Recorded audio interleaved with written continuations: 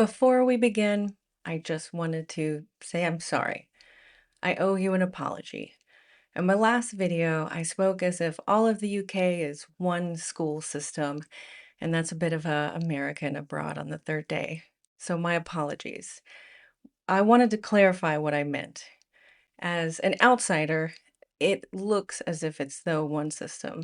And while I know that each country has its own testing and guidelines, everyone universally agrees on maths and sciences being fact, and gravity works the same throughout the country. And as far as I could find, there wasn't a single area of the UK that taught that humans and dinos were besties.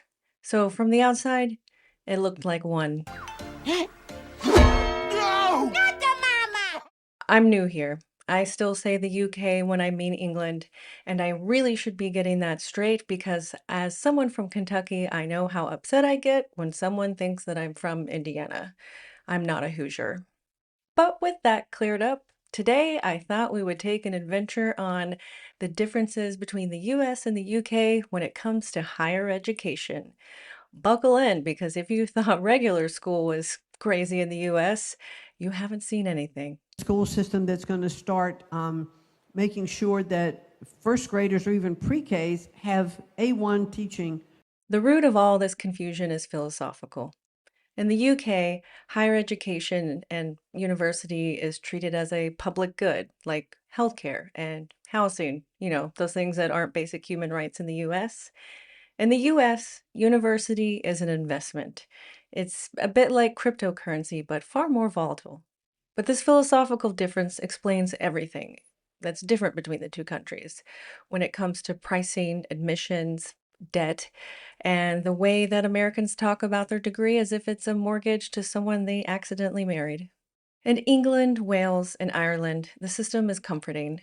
You apply through UCAS, you get conditional offers, you choose a subject pretty early, you learn that subject, and then 3 years later, you have a degree, and the haunting realization that your hometown Gregs will never be any different, which is kind of comforting. In Scotland, things are a little bit different. Degrees take 4 years, but that's flexible. You can change your subjects. And if you're Scottish, the tuition is free. Phew. What is that? What does that even mean? You only get to go to school for free if, you can play basketball really good, which gonna get to that later. But it feels like a clerical error that the government made and they just never fixed it. Magical. Good for you, Scotland. Great work. This is already far more consistent than the American system for universities. Each one has its own rules, and each one charges you to even apply, and roughly 30% of them are probably going to be a scam in a mascot costume. Now let's talk about how you're going to pay for that education. In the UK, it's called a loan, also called a loan in the States, but when an American hears the word student loan, it sounds more like a demon being summoned with a calculator, and it's going to take your firstborn. So it was about $30,000 a year for 4 years. So it was about $120,000. The UK student finance system is a bit more like taxes, but with different paperwork. You don't pay until you reach a certain income threshold. You then pay a percentage of your income. You earn less, then you pay nothing. You have a set number of years to pay it off, and if you don't pay it off by then, it's completely erased. You know that thing that they call student loan forgiveness in the States, and they act like it's the worst thing that could ever happen to people? You guys actually do that. We don't get to do that. After a set number of years, it just vanishes, kind of like common sense in the pandemic. So let's break it down. In England, tuition is capped at £9,250 per year. And it's basically repaid like a small subscription fee with the concept of learning being a gift. And then you go to Wales, and pretty much the same concept. You get maintenance grants if you need it. The government's basically saying, here's a sandwich and go learn more. And as I mentioned earlier, Scotland, completely free if you're Scottish. You can also get small maintenance fees, maintenance loans if you want to as there, and same payment system set up, income-based. What's that mean? Income-based payments for student loans? I only know that when you make $12 an hour, you still have to somehow come up with $800 a month to pay that loan. They don't care how much you make. Now, when you go up to Northern Ireland, tuition's a little bit cheaper. Looks like it's about £4,630 per year. That's literally like 4 textbooks my first year of school. In the UK, student loan doesn't follow you around like a ghost. It just sits there. It's not on your credit report. It just hangs out, and then eventually one day, it's just erased, kind of like your browser history. Now let's talk about the horror that is applying to university in the States, because even that isn't free. By the way, I agreed to give them $120,000 when I was 17 years old, with no attorney present. America begins charging you even before you go to university, kind of like a theme park that charges you to ride a ride, park, entry, breathing, anything that they can put an additional fee on before you even walk through the gate. A lot of you asked about the SAT and assumed that it was a test similar to the GCSEs that you take to graduate. Spoiler, it's nothing like that. It's not tied to your graduation or your grades in any way. It's not even run by your school. It is an elective test that you pay to take yourself if you want to apply to any colleges or universities. Now, the SAT costs about $60 to $70 per test. Say you don't get a great score on your first one and you want a higher score to apply for university, you're paying for that again. And if you want the if you want the score report of the test that you already paid to take, you're looking at another $25 to $50. And there is another test called the ACT, similar to the SAT. Most colleges will accept either. Kind of the same setup. It's $65 to $70, but it has an open-ended writing area, which you can pay to get that graded as well. And if you want to have a tutor help you with anything and study extra for these tests, take classes, get additional reading material, also you're paying for that. Kind of like Fallout DLC, but far less fun. Like I said, these tests don't even decide if you graduate high school. They have nothing to do with high school. They're literally just allowing you the opportunity to apply to a school that will charge you another $70,000. Another fun part about going to university in the States is the tuition. Now, there's in-state and out-of-state tuition cost, which make no sense because you're in one country, but somehow you're going to pay 3 times as much if you happen to go to college in another state. Make that make sense, can you? Now let's talk about the US approach to tuition. So we're going to do in-state tuition, which you might be asking what that means. That means the cost of the state that you live in to go to school. So if you want to go to college in another state, you're typically going to pay 3 times more than tuition for your in-state tuition, which makes absolutely no sense because it's supposed to be one country, but you can literally be charged basically international student fee rates if you just happen to move to another state, and you can basically see your house from the hill, but somehow you're going to have to pay more. So basic in-state public school, you're going to look at $10,000 to $12,000 per year, and that is before the cost of books, fees, parking, any other crap they make you buy.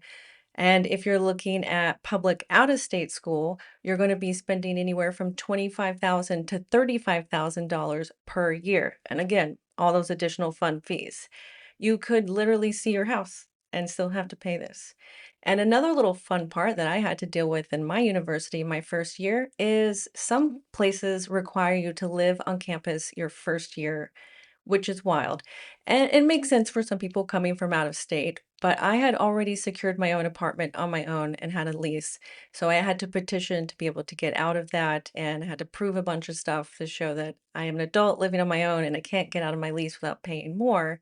But had I lived on campus, I quite literally would have spent 4 times as much than my rent for my solo apartment, and I would have had to share that with 3 other people in a single bathroom. Because of this, that is just another way they're able to get more money out of you to go to university. Now, if you're looking at private universities, you're looking at anywhere between $50,000 and $100,000 per year. Add housing, books, oxygen, you could easily get up to 70,000 to 125,000 a year for a private university. And I'm not talking Harvard private, I'm just talking a private school. It's not that there's so many. Actually, most universities are private institutions. Each state kind of has their own small amount of public ones. But after 4 years of this, you can see how quickly your total tuition for a 4-year degree could easily be $200,000 to $400,000 once you add books, additional fees, housing, parking permits, which they charge a premium for to park on campus. All of these things just to milk you and add it to that student loan, to that debt you can never get out of. Now, in the UK, we're looking at England and Wales first. The tuition is capped at £9,250 a year. Go to Scotland, free for students from Scotland. Northern Ireland, 4,630 to 5,550 pounds per year. Fees are all in this. Books are part of it. There's no class where you're getting £1,000 book, which is quite literally something I experienced when I was a biology major in university. My lab class for my first year, no joke, my textbook was $900, and then the additional materials for lab were another $600. And you could not get these used. You had to get these from the bookstore. You couldn't get an older edition, anything like that. You had to buy the one that they required. So you see, this cost really adds up quite quickly. Now, while I understand it is not cheap for university here, it's also not ruin the rest of your life expensive like it is in America. Now let's talk about the difference in student loans. In the US, about 91% of all student loans are federal student loans. Your repayment is not tied to your income. It is completely tied to your balance. So you could be in a situation where you are struggling, yet your student loan payment is more than a mortgage. There are options like forbearance if you're temporarily out of work, and then they can excuse a certain amount of months of payments. But during that, the interest is still accruing like mold in a damp basement. Fall behind on your payment? End up defaulting? Well, your student loan can now report to your credit. Thanks, Trump. He just added that. Now, student loan forgiveness is basically impossible to achieve, and there is something called a public service loan forgiveness program, which is if you went to college for something like social work and then you end up working for the government for over 10 years, you can have your student loan forgiven. Sometimes, if you're a teacher for certain public schools, this can happen, although there is an immense amount of paperwork. And even though that is a program that has existed for a long time, it was still very difficult to get that to get the ball rolling. And thanks to Biden, student loan forgiveness went up to about 9 to 10%, which is, that's all gone now. That's never going to happen again. Uh, but hey, smart on you who took PPP loans out for your non imaginative businesses and bought Lambos and got those forgiven by the government. Things we should have known back then, right? Another fun part about American student loans is that you can't file bankruptcy and have them forgiven. You can literally file bankruptcy on your mortgage and lose everything you own, but that student loan is going to follow you no matter what. There is a small percent of successes for filing bankruptcy, and I'm talking a fraction of 1%. So basically, if you file bankruptcy and all your arms and legs fall off, you might just win that bankruptcy student loan forgiveness. Maybe. But that's about it. These student loans follow you till death. Americans don't choose degrees. We choose what kind of debt personalities we'd like to have. Now, here's the fun part that breaks everyone's brain outside of America. If you're really, really good at throwing a ball at something, you can go to college for free. You didn't even have to do that well in high school. You just had to be really good at bouncing that ball back then as well. You know, a lot of people go to college for 7 years. I know. They're called doctors. In America, if you're really good at a sport, you can go to college for free on a full ride scholarship, not based on anything else but sports. Tuition, housing, all those fees, all those book fees, completely covered. Meanwhile, in Britain, sports are used as a reason to hang out with your friends in a fun outfit and go to the pub, and y'all kind of match. But it's not going to change your life the same way. In America, sports are an infrastructure to higher education. Televised, monetized, worshipped, rewarded. I thought it would be fun to take a tour of some of the most expensive college campus sports facilities. And first, we're going to go to Northwestern Ryanfield, which is estimated to have cost around $862 million. Now we're going to go to Texas A&M's Kyle Field, estimated to cost around $650 million, and Notre Dame Stadium, estimated to be around $527 million. That's stadium money for teenagers learning business studies. And some U.S. college coaches earn more than anyone else on campus, more than doctors, more than university presidents, and even more than the budget for the library on campus. And Americans act like this is completely normal because, of course, the guy who teaches the people how to throw a ball should be equally compensated as a monarch, right? Because throwing a ball is super important when do you need doctors? Those are pretty irrelevant. Unless that person can do surgery as fast as they can throw a ball, just like in the 1800s when they used to have competitions on who could amputate legs the fastest, and that's what made you a wonderful doctor. Now, this sports system does allow people to go to college that otherwise wouldn't be able to afford it, but if they get injured while in college, that scholarship and that ride is all gone.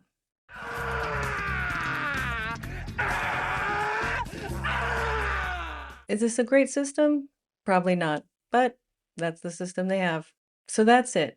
The UK isn't one system. It's kind of like four neighbors that live in one house and they kind of shop separately, but still live in the same house. And in the US, it's not a system at all. It's capitalism wearing a graduation cap. In the UK, student loans ask, how much can you pay? And pay a bit of it.